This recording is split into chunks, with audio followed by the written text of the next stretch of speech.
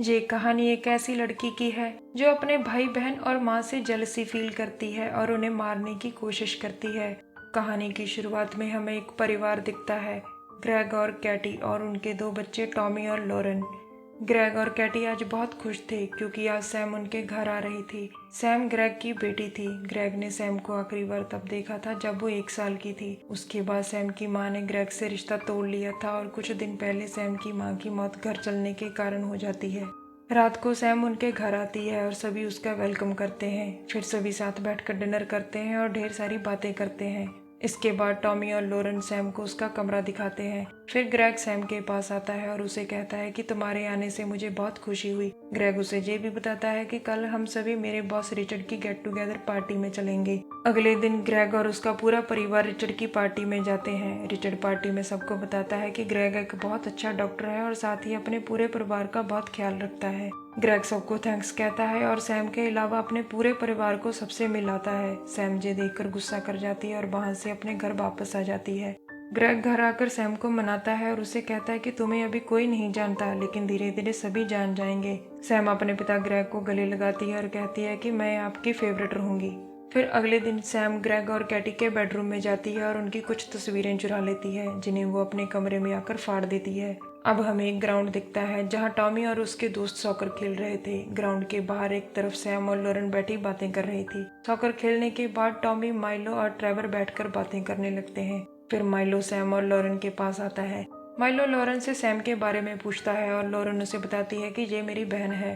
Katie soccer coach Ryan के साथ एक तरफ खड़ी थी। वो रायन से बातें कर रही थी क्योंकि वो रायन को बचपन से जानती थी। सैम रायन और कैटी के पास जाती है और रायन को अपना इंट्रोडक्शन देती है। रायन बताता है कि मैं कोच के साथ साथ मैकेनिक भी हूँ और मेरा गैराज यहीं पास में ही है। दरअसल सैम जहाँ सबसे जान पहचान करती है क्योंकि ग्रेग ने कल रात उसे पार्टी के बाद कहा था कि तुम्हें कोई नहीं जानता। इसके बाद सैम, कैटी और दोनों बच्चे हमें घर के बाहर खड़े दिखते हैं। ग्रेग टॉमी के लिए नई गाड़ी लेकर आता है जिसे देखकर टॉमी बहुत खुश हो जाता है। टॉमी और लॉरेन नई गाड़ी लेकर चले जाते हैं। सैम पीछे खड़ी खड़ी सब देख रही थी और टॉमी के जाने के बाद ग्रेग से पूछती है कि मेरी गाड़ी कहाँ है। ग्रेग और कैटी उसकी बात सुनकर हैरान हो जाते हैं। सैम आगे कहती है कि तुम सभी के पास अपनी अपनी गाड़ी है पर मेरे पास नहीं।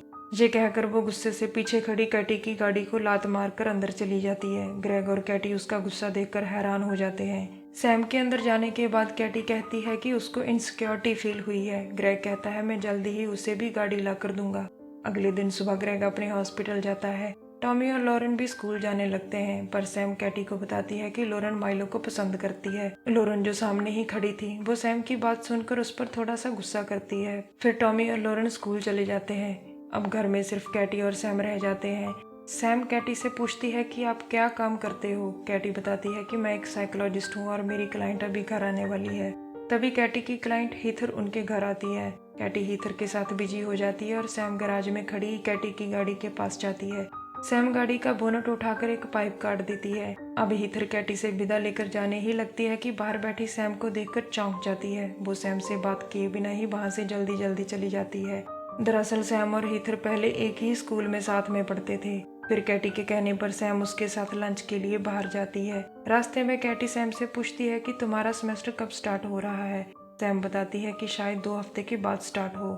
थोड़ी दूर जाने के बाद उनकी गाड़ी के बोनट से धुआं निकलने लगता है और कैटी गाड़ी रोक लेती है। कैटी गाड़ी की हालत देखकर रायन को फोन करती है। रायन उनको गाड़ी समेत अपने गैराज में ले आता है और गाड़ी चेक करके कहता है कि रेडिएटर का पाइप टूट चुका है। रायन कैटी की गाड़ी ठीक होने तक उसे अपनी गाड़ी दे देता है। रायन कहता है जब तुम्हारी गाड़ी ठीक हो जाएगी मैं तुम्हारी गाड़ी देने तुम्हारे घर आ जाऊंगा और अपनी गाड़ी ले जाऊंगा। इस बीच सैम उन दोनों की बातें करते हुए अपने फोन से फोटो ले लेती है। फिर कैटी और सैम घर वापस आ जाते हैं क्योंकि कैटी का एक और क्लाइंट घर आने वाला था।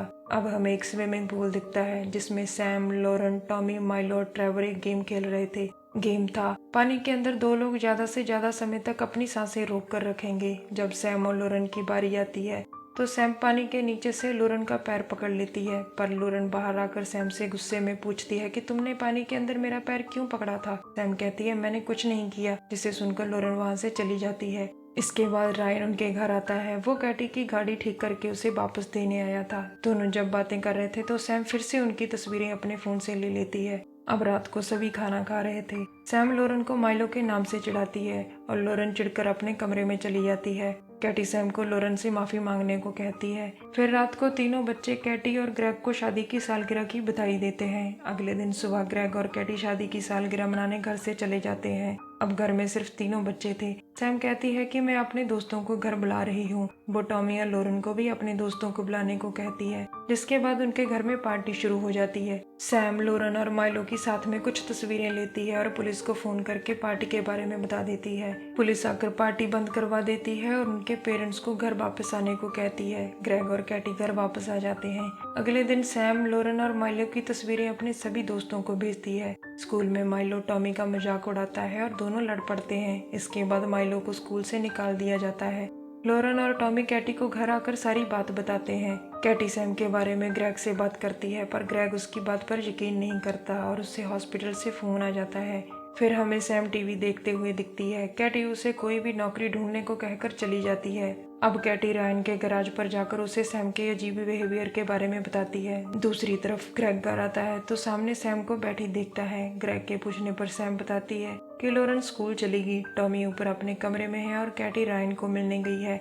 सैम ग्रेग को कहती है कि कैटी और रायन एक दूसरे के काफी करीब हैं और ग्रेग को उनकी कुछ तस्वीरें भी दिखाती है जो उसने अपने फोन से खुद ली थी। इसके बाद ग्रेग रायन के गैराज में आता है और वहाँ रायन और कैटी को साथ में देखता है, जिसके बाद ग्रेग कैटी पर गुस्सा करता है। अगली सुबह कैटी और सैम किचन में थे, तभी सैम जानबूझकर अपनी प्लेट नीचे गिराकर तोड़ देती है और ग्रेग से कहती है कि कैटी उस पर चिल्ला रही थी। इसके बाद सैम और टॉमी बाहर दौड़ने जाते हैं। सैम आगे निकल जाती है और टॉमी उसे ढूंढता हुआ एक सुनसान जगह पर आ जाता है। वो सैम को पुकारता है, पर सैम उसे पीछे से धक्का देती है, जिससे टॉमी फिसलकर गिर जाता है और उसे चोट लगती है। टॉमी सैम से मदद मांगता है, पर सैम कहती है फोन में नेटवर्क नहीं आ रहा, मैं घर जाकर कैटी को बताती हूँ। सैम धीरे धीरे घर आती है और कैटी को टॉमी के बारे में बताती है। फिर हम टॉमी को एक हॉस्पिटल में देखते हैं। उसे बहुत चोट लगी थी और कैटी उसके पास थी। तभी ग्रेग उनके पास आता है। कैटी उसे बताती है कि सैम ने टॉमी को धकेल कर नीचे फेंक दिया, पर ग्रेग उसकी बात पर यकीन नहीं करता। उल्टा ग्रेग कैटी को कहता है कि तुम सैम को पसंद नहीं करती। इसके बाद हम टॉमी और कैटी को घर आते देखते हैं और लोरेन दरवाजा खोलती है। कैटी सैम के बारे में पूछती है तो लोरेन कहती है पता नहीं वो कहाँ है। फिर कैटी सैम के कमरे में जाती है। वो उसकी अलमारी में कुछ तस्वीरें देखती है। तस्वीरों में ग्रेग के लिए बहुत प्यार था, पर कैटी और उसके बच्चों के लिए नफरत। कैटी ये तस्वीरें देखकर बहुत डर जाती है। वो टॉमी और लोरेन को लेकर घर छोड़ना चाहती थी और ग्रेग को भी फोन करके इस बारे में बताती है। कैटी अपनी गाड़ी को खोलने की कोशिश करती है, पर उसकी चाबी सैम के पास थी। सैम उसके पास आती है और उसे किसी चीज से मारकर बेहोश कर देती है। सैम कैटी को गाड़ी की डिग्गी में रखकर कहीं जाने लगती है, पर उसी वक्त रायन आ जाता है। वो टॉमी की खबर लेने आया था। सैम उसे कहती है कि टॉमी ठीक है।